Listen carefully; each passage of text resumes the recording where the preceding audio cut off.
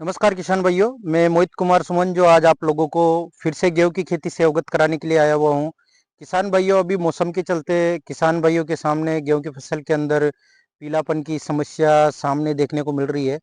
तो इस चीज को, पीलापन को खत्म करने के लिए हम गेहूं की फसल के अंदर, जैसे मान लो कई किसान भाइयों ने सिंचाई कर दी है, उसमें यूरिया और अपने जो भी माइक्रोन्यूट्रेंट का पहुंचाना था वो पहुंचा दिया। देन उसके बाद में भी उसके अंदर पीलापन अभी तक खत्म होने का नाम नहीं ले रहा है। तो इस चीज की जानकारी को हम किस प्रकार से दूर कर सकते हैं ताकि हमारी जो गेहूं की फसल है उसके अंदर उत्पादन में किसी भी प्रकार का नुकसान देखने को किसान को ना मिले। तो इस चीज के लिए कई प्रयासों के बाद में आज मैं फिर से एक आप लोगों को महत्वपूर्ण जानकारी के माध्यम से इसके संदर्भ में हम एक चर्चा करेंगे। तो किसान भाइयों, आप लोगों को बताना चाहूँगा, मैं आप लोगों को आज ये फिर से गेहूं का प्लॉट जो विजिट में दिखा रहा हूँ। इस प्लॉट के अंदर हम लोगों ने क्या है कि जैसे अमीनो एसिड आता है, अमीनो एसिड दो प्रकार का मार्केट के अंदर हमें मिल जाएगा, एक डी फॉर्मुलेशन वाला और एक एल फॉर्मुलेशन वाला। तो इसमें से हमें इसका चयन करना है कि जिसमें अच्छी क्वालिटी और अच्छा मैनेजमेंट जिसके अंदर होगा उसी का हम प्रयोग लेंगे, ताकि किसान को उसका प्रॉपर फायदा भी मिले और उसके गेहूं की फसल में पूरा पूरा फायदा देखने को मिले। तो आप लोगों को बताना चाहूंगा कि जो गेहूं की फसल के अंदर हम इसका प्रयोग करेंगे तो इसमें जो गेहूं की पत्तियों की जो कोशिकाएं होती है उसके अंदर स्टोमेटिक जो स्टोमिटा जो ओपनिंग करता है, तो उसके लिए गोल्टामिक एसिड जो आता है, जो पौधे के पत्तियों के अंदर जो रंध्र होते हैं उनको खोलने का काम करता है। आप लोग समझ रहे होंगे कि इसकी पत्तियों के रंध्र को खोलने का क्या कारण है, क्योंकि क्या है कि मौसम के बदलते हुए समय को देखते हुए इसके अंदर कई प्रकार की समस्याएं हो सकती है, जैसे फफूंद जनित हो सकती है समस्या, या फिर और अन्य कोई प्रकार की समस्या भी हो सकती है, जिसकी वजह से पौधा तनाव में चला जाता है। तो उसको तनाव मुक्त करने के लिए भी हम इसमें इसका प्रयोग कर सकते हैं। तो आप लोगों को बताना चाहूंगा, इसमें कई प्रकार की कमियां हो सकती है, जैसे पौधे में प्रोटीन की कमी से, या पौधे के संश्लेषण को जो स्वच्छ नहीं रह पाते हैं, जिससे पौधा भोजन नहीं ले पाता है, पत्तियों के माध्यम से पौधा पूर्ण रूप से भोजन नहीं पहुंचा पाता है, या प्रोटीन सिंथेटिक जो बनती है उसको पौधे को ऊपर से नीचे तक पहुंचाने में, या फिर जैसे मान लो इसके अंदर कुछ समय पश्चात जैसे बाली निकलेगी तो उस समय पोट की अवस्था में, जो गबोट की अवस्था होती है उसमें उत्पादन के लिए काफ़ी महत्वपूर्ण माना जाता है इसको। तो आप लोगों को बताना चाहूँगा, इसके अंदर जैसे मान लो गबोट की अवस्था के बाद में इसमें बाली का ऊपर आना, और उस समय जब फ्लोरिंग आती है और उसकी फ्लोरिंग फल बनने से पहले ही झड़ जाती है।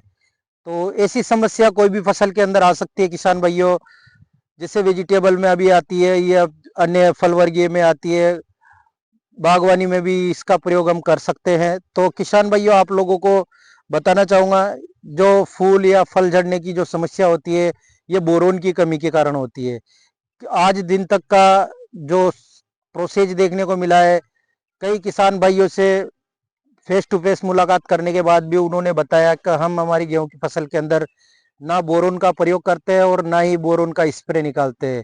किसान भाइयों, ये करना आवश्यक है अगर आप अपने गेहूं की फसल का अच्छा उत्पादन लेना चाहते हो। तो आप लोगों को इस चीज का ध्यान रखना है। ये बोरोन जो है परागण के समय इसका जो फूल बनता है गेहूं की बाली के ऊपर सफेद सफेद, उसको भी कंट्रोल करता है, उसको झड़ने से रोकता है, और उसके साथ साथ में जो इसके अंदर दाना बनेगा उसकी साइज को भी अच्छा बनाता है, और ये पौधे को जो भोजन पत्तियों के माध्यम से बनता है उसको पूरा जड़ तक पहुंचाने का भी काम इसके अंदर करता है। तो आप लोगों को बताना चाहूंगा किसान भाइयों कि इसके लिए आप लोग इसमें जैसे सल्फर का प्रयोग करते हो या कॉपर का प्रयोग करते हो, और खरपतवार नाशक दवा के साथ में भी आप कई बार कई प्रकार के अमोनिया एसिड जो मिला लेते हो, तो ये नहीं मिलना चाहिए। इसके साथ साथ मैं आप लोगों को बताना चाहूँगा, इसके अंदर जो एंजाइम होते हैं कैल्शियम हाइड्रोलिसिस और दो प्रकार के और एक एंजाइमिक हाइड्रोलिसिस जो पौधे के लिए काफ़ी महत्वपूर्ण कारगर होते हैं।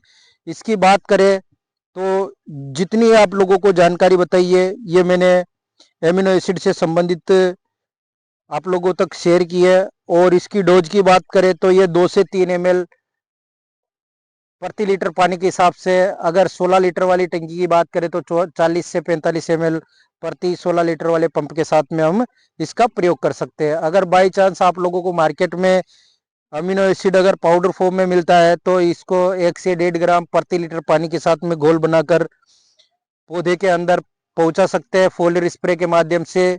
ये पौधे के अंदर पौधे की बढ़वार भी करवाएगा और इसके साथ साथ में इसकी जो बाली निकलेगी उसकी साइज भी काफी अच्छी देखने को मिलेगी और पौधे के अंदर रोग प्रतिरोधक क्षमता को भी बढ़ा देगा। ये आप देख सकते हो किसान भाइयों, ये गेहूं की फसल है। इसके अंदर हमने इसको आज लगभग 8-10 दिन पहले इसके ऊपर फोलियर स्प्रे में दिया हुआ था।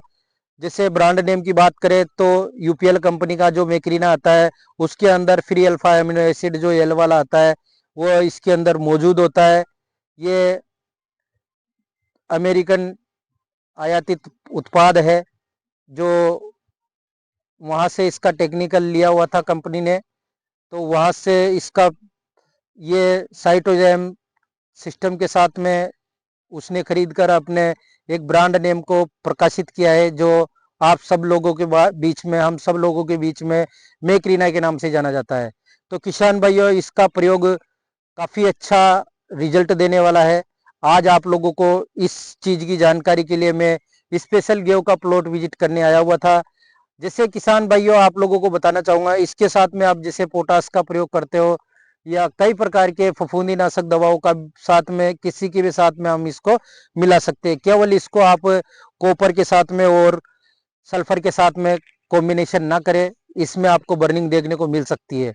तो आज आशा करता हूँ आप लोगों को जो मैंने आज गेहूं के संबंधित ये अमीनो एसिड की जो प्रक्रिया बताई है वो आप लोगों को अच्छी लगी होगी। अगर आप लोगों को अच्छी लगे तो आप अपने मिलने वाले किसान मित्रों को जरूर से जरूर शेयर करें। और आप मेरे यूट्यूब चैनल पर अगर नए हो तो चैनल को सब्सक्राइब करना ना भूले। मैं मोहित कुमार सुमन आप लोगों को दोबारा इंट्रोडक्शन देता हूँ और मेरा मोबाइल नंबर है 9784527713। किसान भाइयों मैं लगभग कई वर्ष से कंपनी वर्किंग में कार्यरत हूँ और आप लोगों को बताना चाहूँगा मैंने इस यूपीएल कंपनी का जो ब्रांड है मैक्रीना उसके काफ़ी कई किसान लोगों को यूज करवा कर उसके वाकई में लाजवाब रिजल्ट मैंने स्वयं ने देखे हैं। तो आप लोगों को आशा करता हूँ वीडियो अच्छा लगा होगा तो आप अपने मिलने वाले सभी किसान मित्रों को शेयर कर सकते हो। आप देख सकते हो पौधे की जो ग्रीनेस है, क्लोरोफिल है वो काफ़ी बेस्ट है और ये पौधे को पाले से भी बचा के रखता है। इसको आप किसी भी समय प्रयोग कर सकते हो, बारिश के समय, चाहे सर्दी के समय में, चाहे गर्मी के समय में। पौधे के अंदर कितना भी स्ट्रेस होगा उसको सबको स्ट्रेस मुक्त कर देगा। तो धन्यवाद किसान भाइयों, जय जवान जय किसान।